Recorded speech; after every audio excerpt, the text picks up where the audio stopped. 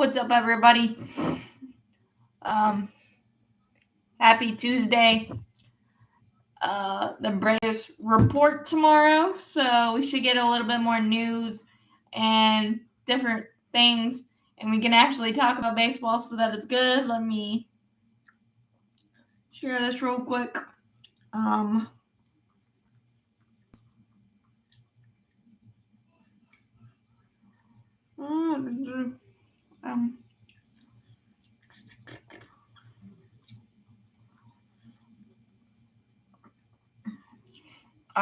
But yeah, again, not a lot of Braves news. That could change tomorrow. There is.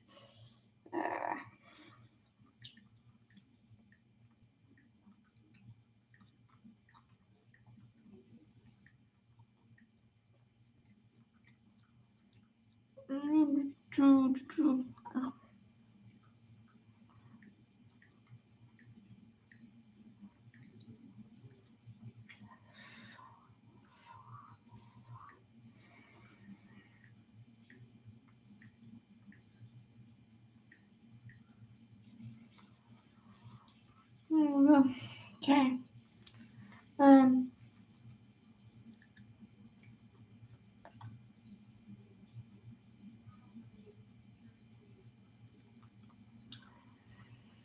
Okay, guys, there is not a ton.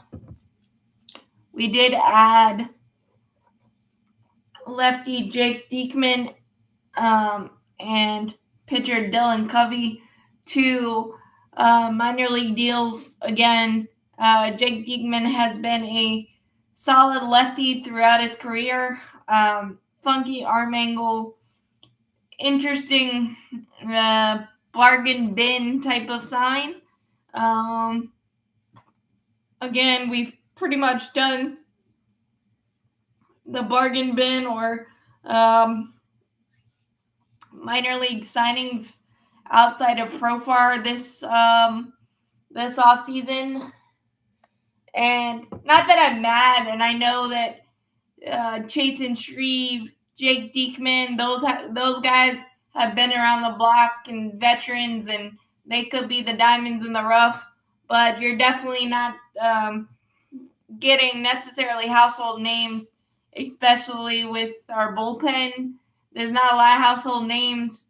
Perdomo, a lot of people expect to be solid. Pilar, who I mentioned yesterday, we got from the Miami Marlins in the Rule 5, and he has to stay on our roster the entire year, or we have to offer him back to the Marlins. Same with Christian Cairo, the shortstop, 23-year-old we got from the Cleveland Guardians. So I mean, not that I'm mad at all by the Jake Diekman signing. It's just it's not, again, he's been around the block, been around forever, been a clutch part of several teams' different bullpens, but he's a little bit older, but again, the funky arm angle, still got the stuff. So I'm not going to say it's a bad signing, but we have so many minor league deals and things. There's just no telling what you're going to get when the lights are the brightest with a lot of the guys, especially in the bullpen, outside of Raisel Iglesias, Pierce Johnson, Dylan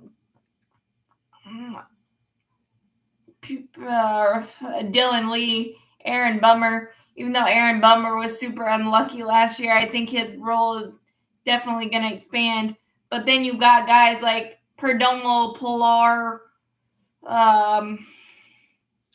Daysbel Hernandez, where it's pretty much a flip of the coin. So it's a little bit scary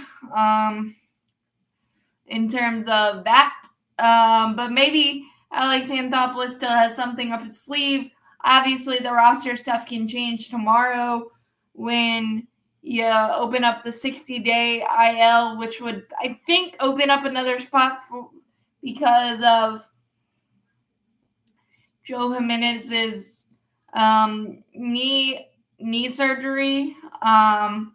So I think that's possible that another spot could open up there. But the problem, we could all look really dumb, and Alex Anthopoulos could look really smart, honestly.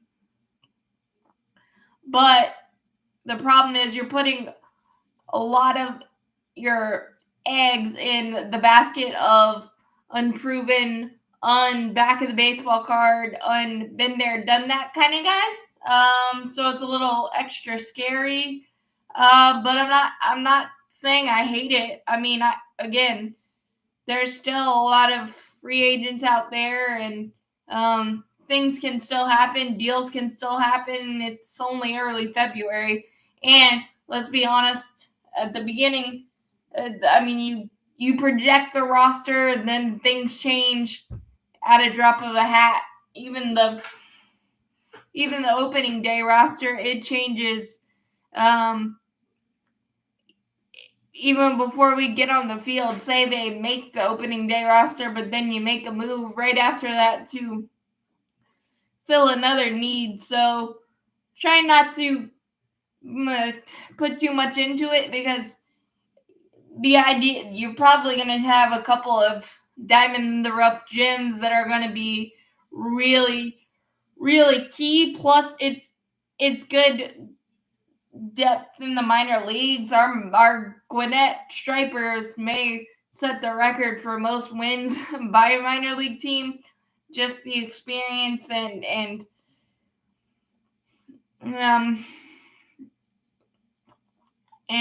longevity of that roster and what they've been able to do. So the depth in the minor leagues is fantastic.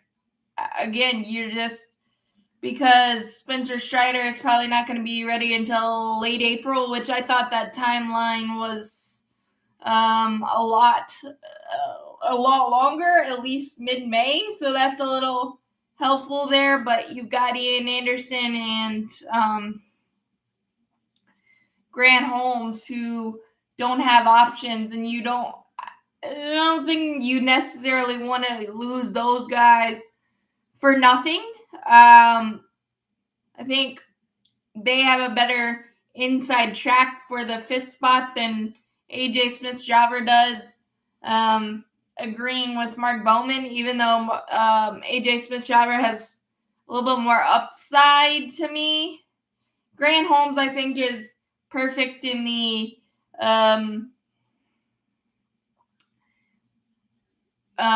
Jesse Chavez long bullpen swingman. He can do both. I like that role for him more. But you definitely don't want to lose those guys for free. So you could definitely, I could definitely see a Ian Anderson trade or a Grant Holmes trade, even though I'd prefer to. I mean, of course, we don't know what Ian Anderson is going to look like coming off of Tommy John surgery and the adjustments he's made with his delivery / pitch mix and all of that stuff. So that's something to follow during spring camp for sure. The bench kind of leaves things to be desired too, because you only got Luke Williams, Christian Cairo, which I'm intrigued to see him, the Rule 5 guy we got from Cleveland, because he's only 23 years old. There's got to be something there. Brian De La Cruz, / Jared Kelnick, and probably Chadwick Tromp as Drake Baldwin probably starts the year in AAA. Even though I don't think he has a lot to prove, I think he would still have to knock the socks off, because it's kind of a Vaughn Grisham thing, because Sean Murphy is projected to probably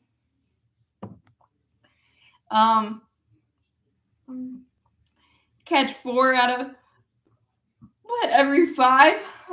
So Chadwick Trump has been more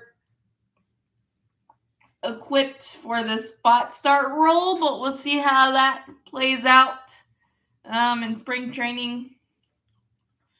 But it just doesn't feel like the starting rotation and or bullpen is good enough. But again, you gotta wait and see to play it out. I'm not saying that I'm overly satisfied by it, but I'm also not gonna overreact, so to speak, about it, because a lot of things can change. There's still a lot of quality out there on the free agent market. Kenley Jansen signed with the Angels, 1 year, $10 million. He'll likely be flipped at the deadline. Just because I think the Angels have had a solid offseason, but I don't know if that's enough to put them over the hump, to be honest. But we will wait and see there. But I mean, it's pretty. There's just a lot of questions right now, and it's not a bad thing. It's just a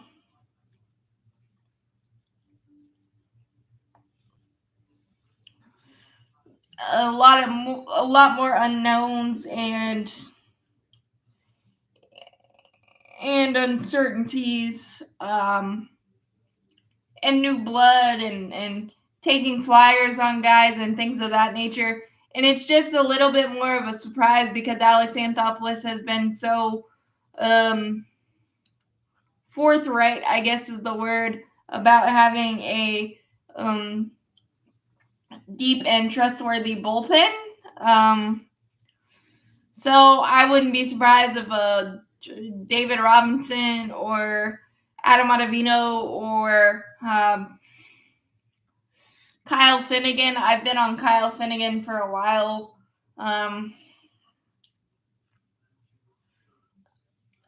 So, like I said, a lot of things can change. I mean, Alex Bregman still hasn't signed anywhere.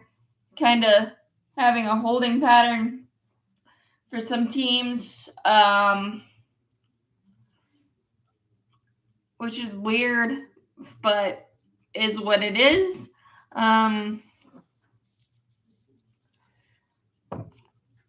The Pete Alonso contract, I mean, that was a little weird. 2 years, 54. First year, $30 million guaranteed. So back to the Mets. Again, Seattle not doing anything really surprises me unless they come in late. So again, and Nolan Arenado could be traded depending on Alex Bregman's decision. He's been linked to Boston of late, so kind of waiting on that, I think, for those guys in Detroit and the Cubs and things of that nature. That could possibly mean Nico Hoerner could be possibly available,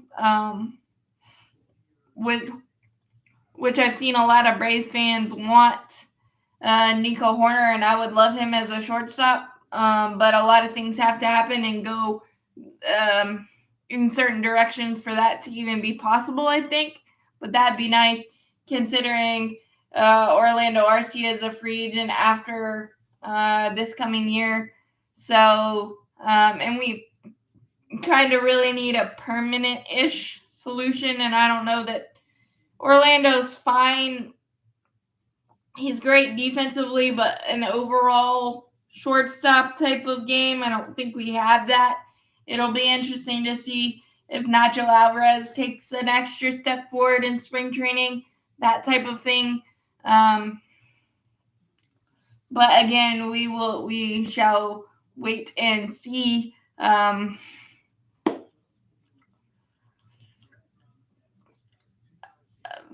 I mean, the TV deal for the Braves has gotten a little better. I think there's an Amazon subscription.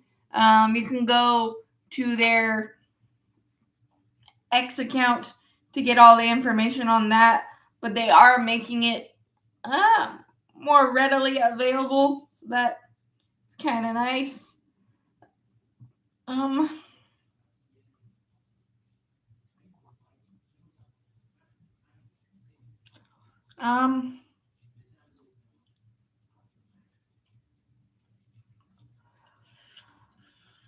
Let's see. I don't really have anything else.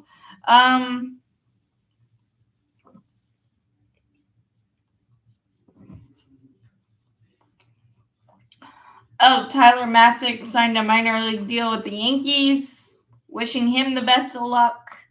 But we officially have no more night shift in our bullpen, and I think that's another reason people are a little antsy in terms of the bullpen, just because, again, track records aren't necessarily there, and the unknowns. The unknowns are the scary part, and we haven't really done the unknownness in Alex Anthopoulos' era, where we just sign a bunch of guys on minor league deals and things of that nature. It's almost like throwing things at the wall and seeing what sticks. Not to say that I don't appreciate the approach, because you're going to find some good guys in there, and the depth in the minor leagues matters, and because you never know what, obviously after last year, you kind of never know what can happen.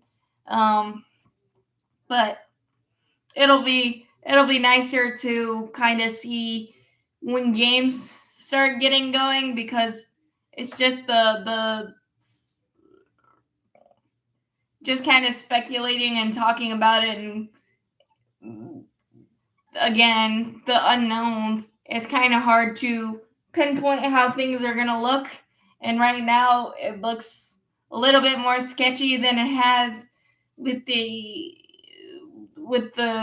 no Charlie Morton, with the no Max Fried, with the injury concerns in the starting rotation, the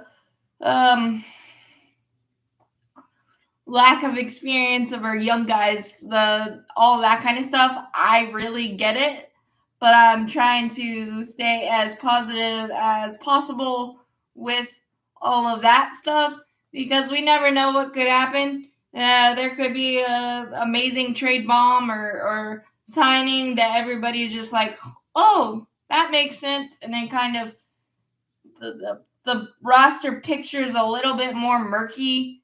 Not necessarily in open spots, but we just don't know what we're going to get. And that's all scary / exciting, but also just uncharted territory for Braves fans,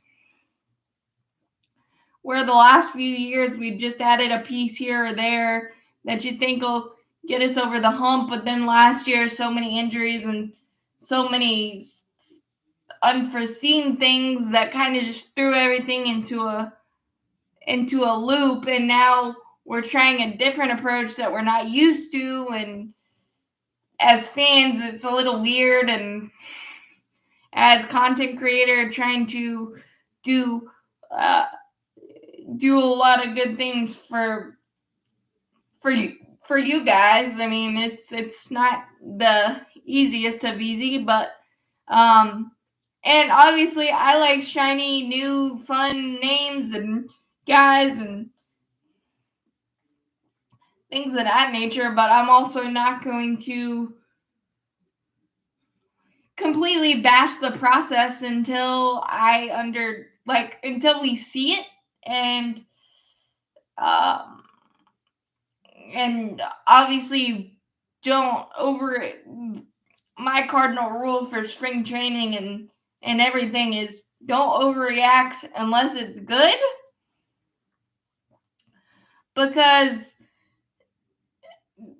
even though that's probably not going to happen type of thing with the way social media is, but that's the cardinal rule that I live by during spring training, is to just not overreact unless it's really good. And obviously Alex Anthopoulos and company have plans, and some plans have obviously fallen through this offseason, and that's something we haven't dealt with too much when it's come to Alex Anthopoulos. When the front office and he pegs a guy that they want, they usually are able to land it. But again, there's so many factors when creating a team, and family and medicals, all that stuff, that all of that kind of has to align. So would it be easier to be like a fly on the wall, to kind of get an approach to the process? For darn sure, especially this year. But I mean, there's not much you can do until you see it, and we still have a really good core. The metrics and the projections of our wins still like the Braves a lot. So I mean, we still have a good team, but does it feel complete? It feels still like an incomplete puzzle, but again, until opening day and probably a couple of weeks after that, I don't know what the puzzle is going to look like, to be honest. And all that I can say is that I'm really excited for Braves baseball and to actually talk about games and spring training battles and the guys that come out of nowhere, the fun prospects, all that kind of stuff, because we're all baseball starved, especially after the Super Bowl. That's like the cue of for baseball to take center stage. So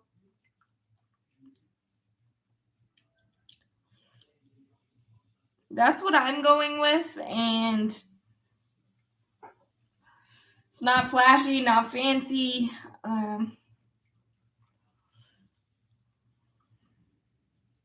But again, Alex Anthopoulos has a tendency for all of us to come out of nowhere with something that we didn't anticipate.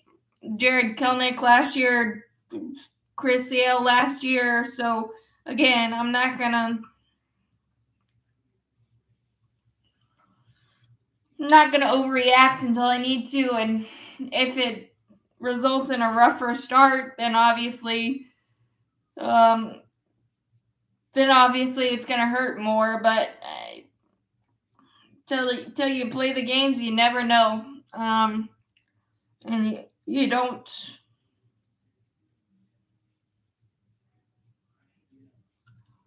And that's just how I'm gonna approach it. I'm gonna try to not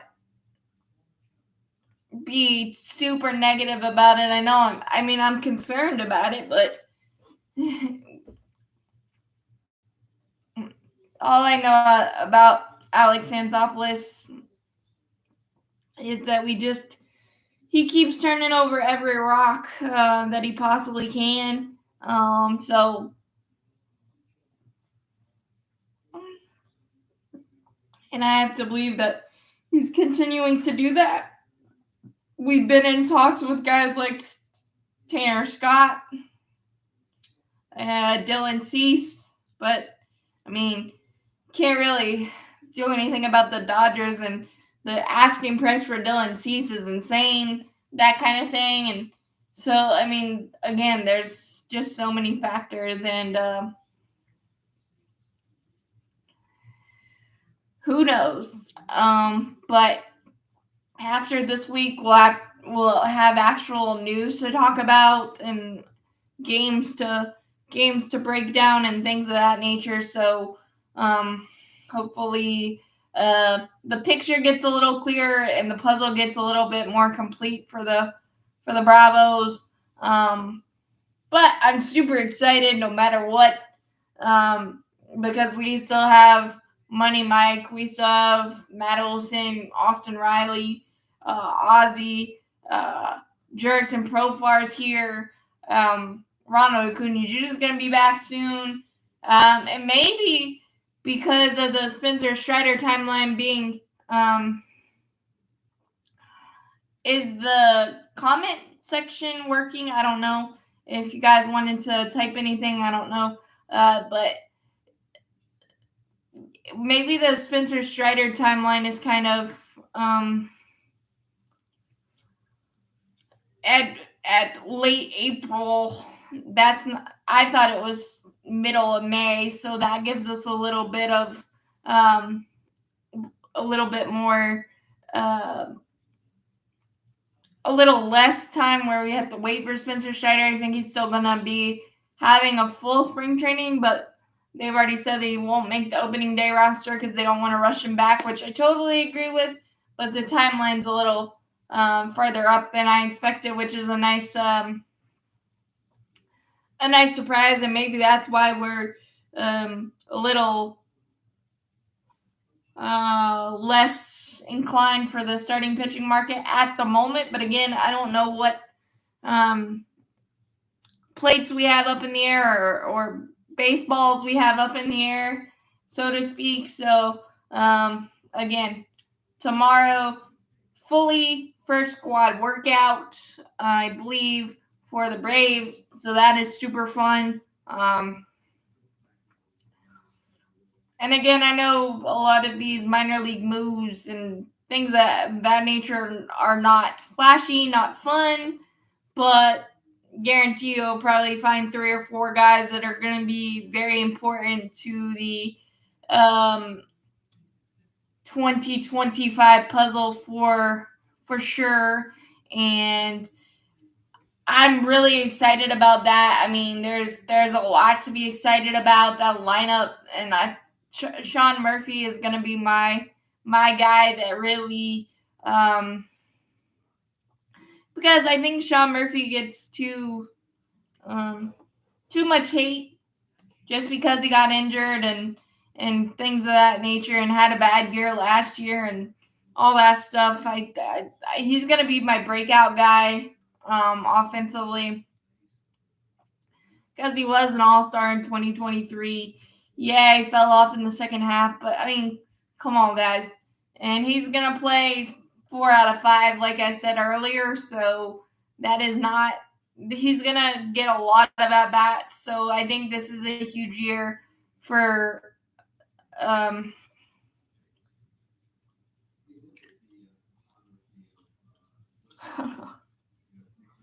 well, I am yeah, well, that's good. Well, your year's not complete yet. The Braves need to win the championship. But congratulations to you. That is awesome. For sure. But I think the Braves are still in a good spot. Obviously, we'll see how everything plays out in spring training and what comes out of the tea leaves. Obviously, the first month is not dire, but you can't win a division or win a playoff spot in the first month, but you can certainly lose it. So that'll be interesting. The start is going to be interesting and how everything plays out in that regard. I think the start of the season is going to be the most important. Obviously, you're hoping that everybody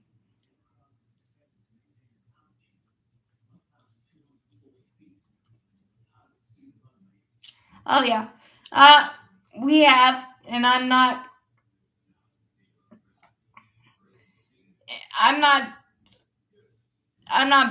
too worried about it. I mean, Ronald's coming back in May 2nd, and Strider late April. So those are 2 huge pieces, and I think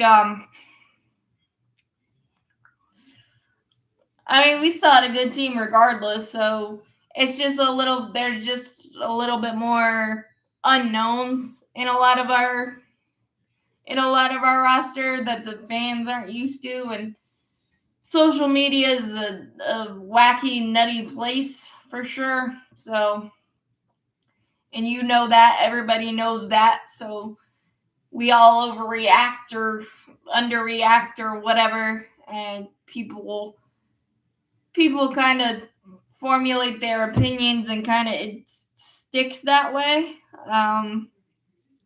which, is what it is. But I'm just ready for baseball to get rolling and actually talking about things that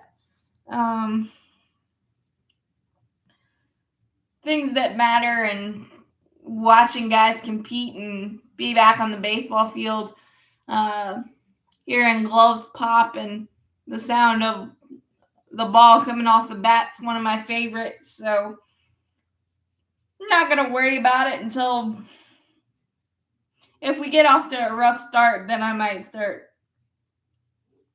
being concerned, and maybe the end of February, when all the dust settles and the roster finalized and all that junk, then I'll start questioning. I don't know that our bullpen or starting rotation is necessarily good enough right now, but again, a lot of time to figure out, decide, and see what happens. Besides, Phillies hadn't done a ton. You got Max Kepler.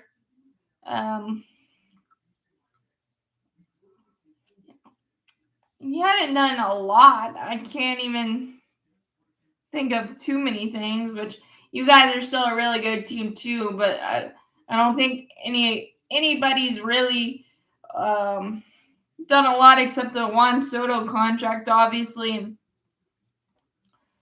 that kind of thing.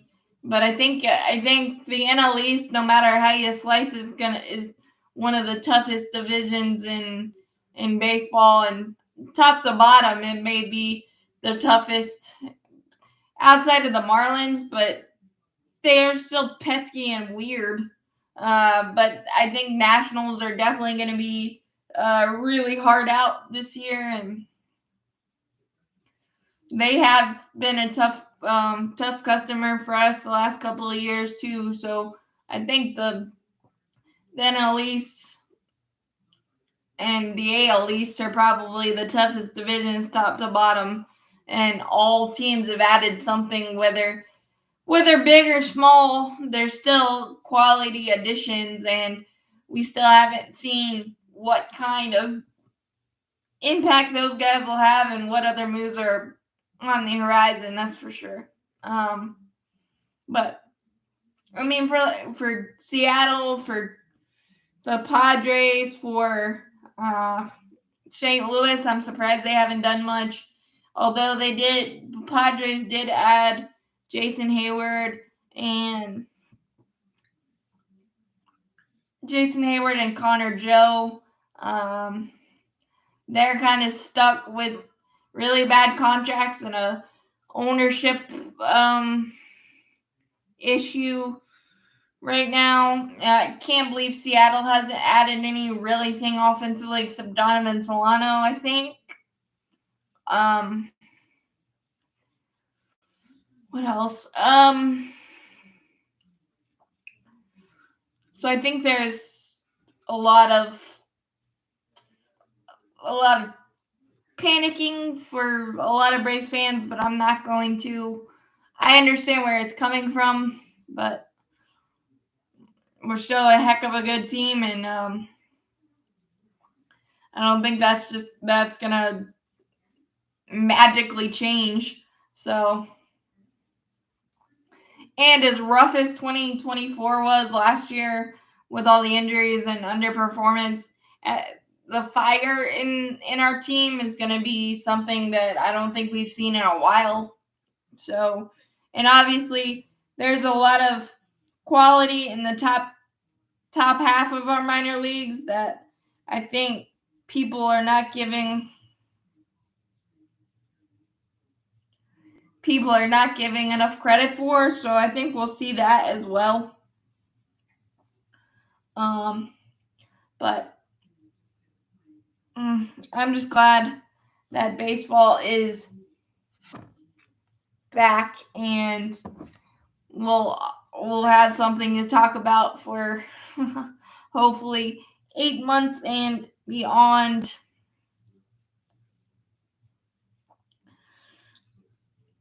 But I still can't believe Bregman still hasn't signed. He's kind of holding up the rest of it, and it's a little weird to me. Oh, the Dodgers did sign Kike Hernandez again. The Dodgers don't realize there's only one ball, I guess, and then they signed Clayton Kershaw pending physical. But that's like a 9-man rotation. So we'll see how that works out. But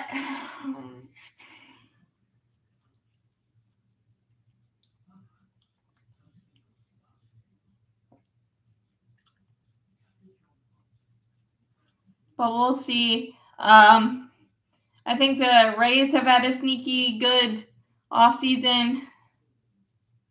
The White Sox actually have too, considering how bad they were. They're at least getting some quality pieces. I believe they signed Michael A. Taylor today. The Twins have done some nice things. They also signed veteran Ty France today. So again, I think there's still a lot to be decided for every team. Some teams like their lineup on paper more than others as of right now, but again, who knows?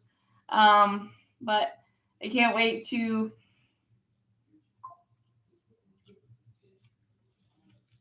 What's up, Keith? Thanks for the support. And just,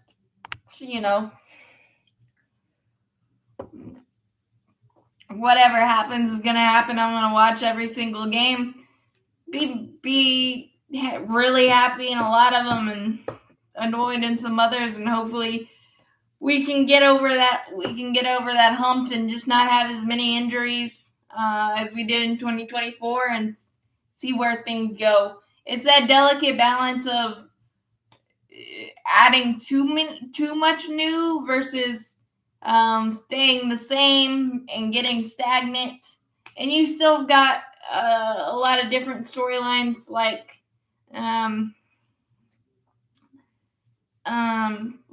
our new hitting coach, how our offense looks, and how the offense approach is in terms of that. So that's different as well. That'll be interesting. So I think there's still a lot of storylines and a lot of juice that is going to be interesting and fun to follow in spring training, and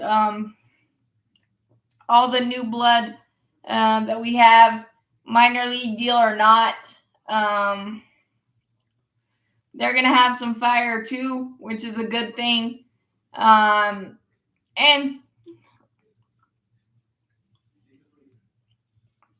just because it's new and different doesn't mean it's not going to be a good thing. And that's kind of the approach that I'm trying to take, even though all-stars and Hall of Famers and all that stuff, that's fun to have on your roster, but we really have a good core. So and people trying to tell you different, it's not right. I do know that our bullpen and starting rotation it's probably not good enough right now, but the key phrase there is right now, and that's what I'm going with, and I hope you go that way too, and just enjoy the process. and can't wait. I may do. I'll definitely do these every Tuesday during spring training, but I haven't figured out my regular season schedule yet. And I'll obviously let you guys know of that because I'm going to try to do more consistent live watches during the season. Of course, that'll depend on how the boys are playing, just because you don't want to see me when they're not playing well, but just try to be more consistent that way and doing all that stuff. So I tried to get an hour with these, but I don't have anything else. So I'm going to say, as always, go Bears, champions forever. Hit that like button, hit that subscribe button, helps out a lot. Thanks, guys. Thanks all you guys for joining. Happy baseball, and the Braves report tomorrow. So I'm sure there'll be more news coming out. But appreciate all y'all.